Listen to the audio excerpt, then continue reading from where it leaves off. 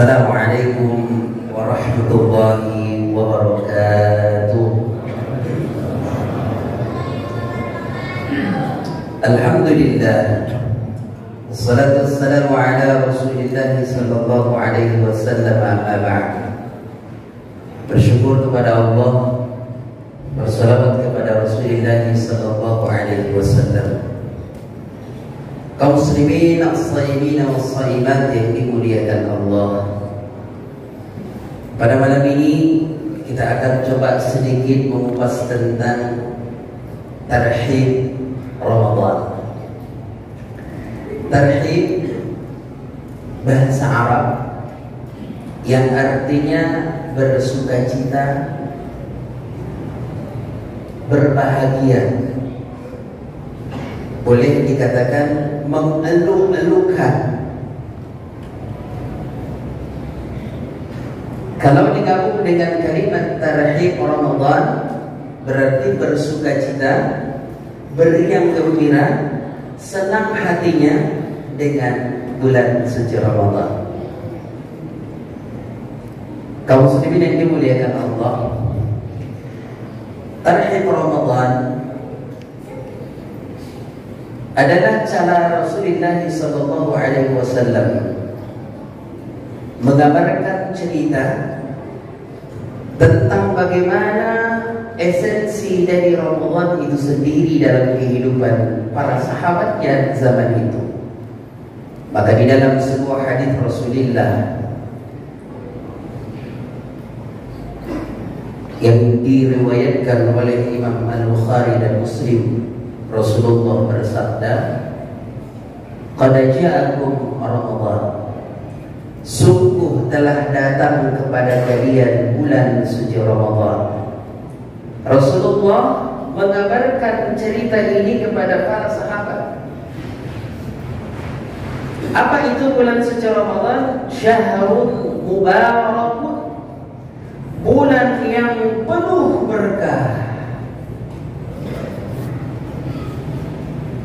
Karena di dalamnya penuh berkah, maka sayang rasanya, merugi rasanya kita umat Islam yang memasuki Ramadan tapi tidak bisa menghasilkan keberkahan itu sendiri. Bahkan setiap tahun kita bertemu dengan Ramadan, tapi esensi Ramadan itu belum merasuk dalam kejiwaan kita. Sehingga barangkali perputaran rotasi Ramadan itu hanya sebatas perputaran saja. Tidak ada ibaratnya seperti kita masuk ke gerbong kereta, masuk ke dalamnya sampai tujuan, turun, selesai. Tidak mengambil manfaat dan tidak mengambil hikmah dari keberkahan bulan suci Ramadan. Dan ini yang kita khawatirkan terjadi kepada diri-diri kita, terjadi kepada diri kita yang sudah masuk ke dalam bulan suci Ramadan. Kemuliaan, keberkahan yang ada di dalamnya tidak teroptimalisasikan dengan sebaik mungkin. Semoga beberapa hari ke depan bisa kita menghayati bagaimana Allah Subhanahu wa taala menghadiahkan bulan suci Ramadan kepada umat Nabi Muhammad sallallahu alaihi wasallam. Di antaranya kaum muslimin yang dimuliakan Allah, ada 3 amalan besar yang dicontohkan oleh Rasulullah, yang para sahabat juga getol, dan para sahabat juga memfokuskan amalan ini di bulan suci Ramadan. Yang pertama, Bapak, as-siyam, puasa. Seperti yang kita lakukan.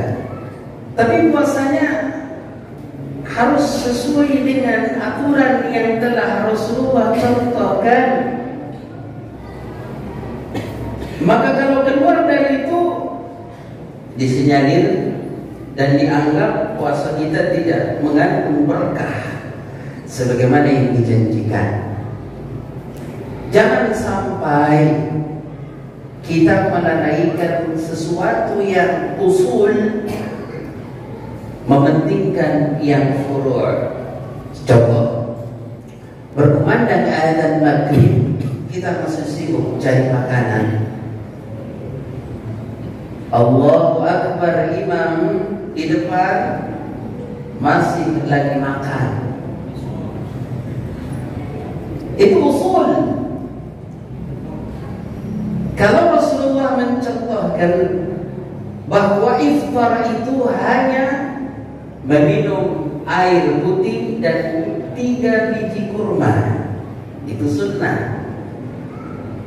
Maka dengan demikian jangan sampai hal-hal yang sedemikian itu yang memuaskan keinginan hawa nafsu kita terbelenggu di dalamnya, sehingga yang usul, yang penting harus kita utamakan sia-sia begitu saja. Itu yang pertama. Jangan sampai puasa kita tercederai kurang berkah disebabkan menginginkan menuruti hawa nafsu yang kita miliki. Apalagi sifat mubadzirin. Jam 5 dia sudah keliling, beli itu, beli ini, beli anak, beli itu, makan satu, yang lainnya tidak dimakan. Mubadzir, dan itu pasti akan merusak nilai ibadah puasa kita. Yang kedua, Bapak yang dimuliakan Allah, qiyam Ramadan, yaitu salat tarawih. Ya, kalau tarawih juga merupakan ibadah yang para sahabat tidak tinggalkan ketika bulan suci Ramadan. Memperbanyak qiyam. Kalau umpama sebelum-sebelumnya jarang sholat tahiyatul masjid, tapi kalau di bulan suci Ramadan perbanyak sholat tahiyatul masjid. Sedemikian masuk ke masjid, sholat tahiyatul masjid. Kemudian jarang sholat wudu, mungkin bisa sholat wudu selalu. Karena di dalamnya nilai ibadah dilipat gandakan oleh Allah Subhanahu wa taala.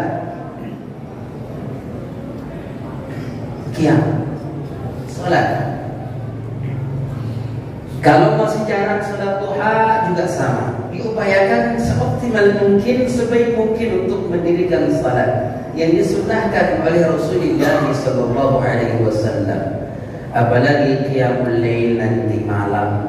Mungkin ada yang mau menambah qiyamul lail, mau 20 rakaat lagi atau 36 rakaat lagi, tidak ada masalah. Isi dia malam-malam kita dengan munajat kepada Allah, karena di bulan suci Ramadan. Yang terakhir, Bapak kaum muslimin yang dimuliakan Allah, adalah sahur. At-tasahhuru fa inna fis-sahur barakat. Bersahurlah kalian, sesungguhnya di dalam sahur itu adalah banyak keberkahannya. Jadi kalau umpamanya lagi malas untuk bangun, jangan sampai tidak sahur. Optimalkan, usahakan sahur, walaupun 3 biji kurma. Niatkan sahur, selesai. Tidak harus kenyang, harus nambah makanannya, tidak. Yang penting sahur, karena di sana adalah nilai-nilai keberkahan yang insya Allah bisa menunjang mendapatkan ridha Allah ketika kita berpuasa. Bapak kaum muslimin yang dimuliakan Allah, kalaulah sekiranya kita mendapatkan berkah yang dimaksud oleh Rasulullah, yang disebut berkah itu adalah ziyadatul khairat, bertambahnya selalu kebaikan dalam kehidupan kita.